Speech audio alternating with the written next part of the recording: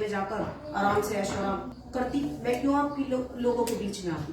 तो वही संदेश और विचारधारा हम लोग आपके बीच में लेकर के आए हैं, क्योंकि जैसे कि अभी बहन ने बताया कि भीम ज्ञान चर्चा से बड़ा पुण्य का काम कोई भी नहीं है, और वास्तव में ही इससे बड़ा पुण्य का काम कोई भी नहीं है। मैं मंजू जी का बहुत बहुत धन्यवाद करना चाहती हूँ, क्योंकि इन्होंने आज भीम ज्ञान चर्चा कराकर सबसे बड़ा पुण्य का काम किया है। और कैसे पुण्य का काम किया है, पुण्य कमाने के लिए लोग कीर्तन कराते हैं, जागरण कराते हैं, तीर्थ स्थानों पर जाते हैं, लेकिन वहां जाकर हमको क्या मिलता है? कुछ भी नहीं मिलता, सिर्फ समय की बर्बादी है और पैसे की बर्बादी है। लेकिन अगर यहाँ भीम ज्ञान चर्चा हो रही है, अगर वो भीम ज्ञान चर्चा के माध्यम से अगर हमारी दो बहनें भी समझ जाती हैं सही और गलत के बारे में, या जो इंसान भटका हुआ है गलत रास्ते से अगर वो सही रास्ते पर आ जाता है, तो इससे बड़ा पुण्य का काम क्या हो सकता है।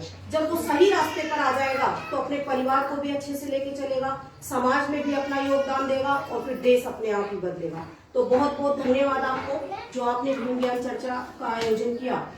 आज अगर हर चौराहे पर देखिए, आप लोग सभी जानते हो कि पूरे भारत में सबसे ज्यादा स्टैचू किसके हैं? बाबा साहब डॉक्टर अम्बेडकर के। हर चौराहे पर आपको बाबा साहब का स्टैचू मिलेगा। क्या कभी हमने ये सोचने की कोशिश की कि आखिर क्यों बाबा साहब डॉक्टर अम्बेडकर के ही स्टैचू भारत में है? भारत की बात मैं नहीं करती, भारत के बाहर की कंट्रियों की अगर बात करूं, चाहे जापान हो, चीन हो, थाईलैंड हो, अमेरिका हो, या बहुत सारी बुद्धिस्ट कंट्री जो है, बेटा चुप बैठ जाओ, जो बुद्धिस्ट कंट्री है, आखिर क्यों बाबा साहब डॉक्टर अम्बेडकर के स्टैचू लगे हैं? ऐसा उन्होंने क्या कर दिया? क्या कभी हमने ये सोचा कभी हमने?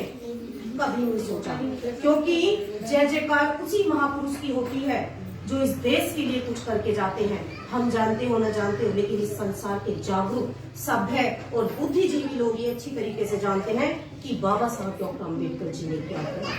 पूरे संसार में सबसे ज्यादा पढ़े लिखे बाबा साहब डॉक्टर अम्बेडकर। उनके ज्ञान का मुकाबला करने के लिए अभी कोई दूसरा व्यक्ति इस धरती पर पैदा नहीं हुआ अभी तक, लेकिन संसार के सबसे ज्यादा ज्ञानवान महापुरुष की बातें हमको समझ नहीं आती, उनका कहना हम लोग नहीं मानते।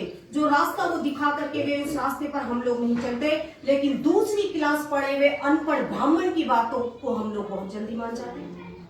मानते हैं कि नहीं? आखिर क्यों? क्योंकि इन ब्राह्मणों ने हमारी बुद्धि को गुलाम बना दिया गया है। यहाँ तक गुलाम बना दिया गया कि हम लोग सोच भी नहीं सकते कि हम लोग सही कर रहे हैं या गलत। इतनी बुद्धि हमारी भ्रष्ट कर दी है। आज जो पूरे भारत में जो सबसे ज्यादा हमारे समाज के ऊपर शोषण हो रहा है, सबसे ज्यादा हमारी बहन बेटियों का बलात्कार हो रहा है, तो वो क्यों हो रहा है? क्योंकि हमने अपने महापुरुषों का कहना नहीं माना। क्योंकि यादव दल ने कहा कि जो न माने बड़ों किसी लेकर ठुकरा मांगे भी, और बड़े हो गए हमारे महापुरुष, और आज तक हमको तो यही नहीं पता कि आखिर हमारे महापुरुष हैं। कहना मानना तो बहुत दूर की बात है। बालक भीम जब छोटे थे और वो स्कूल में पढ़ने के लिए जाते थे, तो एक ब्राह्मण टीचर बहुत उनको मारता था, बहुत उनको पीटता था, और कहता था भीम तू तो महाराज चमार है, तू पढ़ लिख कर क्या